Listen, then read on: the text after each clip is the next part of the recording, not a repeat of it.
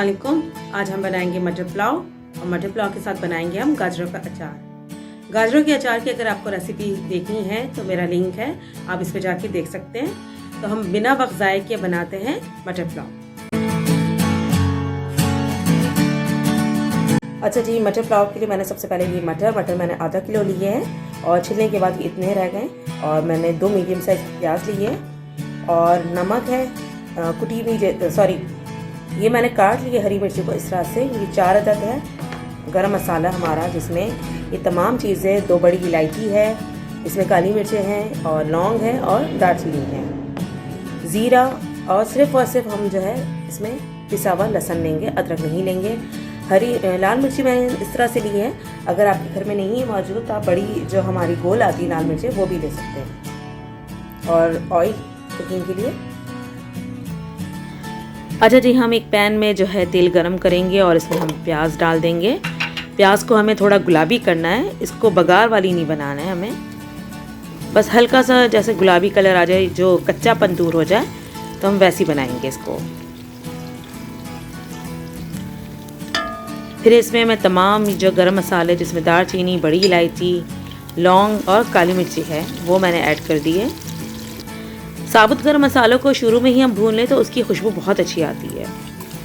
जिस तरह से मैं ये लहसुन डाल रही हूँ, इसको भी मैं इस वक्त भून लूँगी हल्का सा, तो इसमें जो कलर बहुत अच्छा आएगा और इसका फ्लेवर बहुत अच्छा आएगा।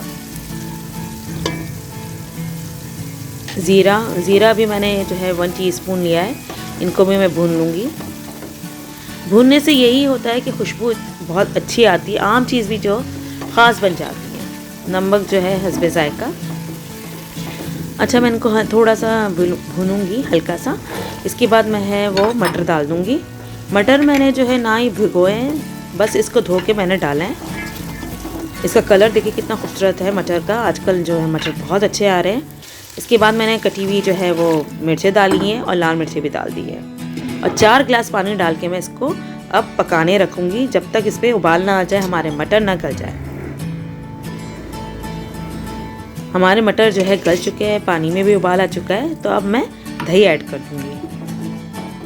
दही ऐड करने से इसका फ्लेवर अच्छा हो जाएगा और कलर जो हमारे चावलों का है बिल्कुल वाइट रहेगा। अब इसको भी थोड़ा एक जोश दे देंगे हम। उसके बाद हम चावल डाल देंगे। जी, पानी में उबाल आ चुका है तो हम चावल डाल देंगे।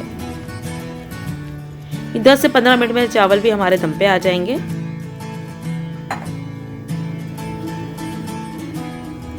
मटर पुलाव जो है वो शामी कबाब के साथ, आलू के कबाब के साथ भी बहुत अच्छा लगता है।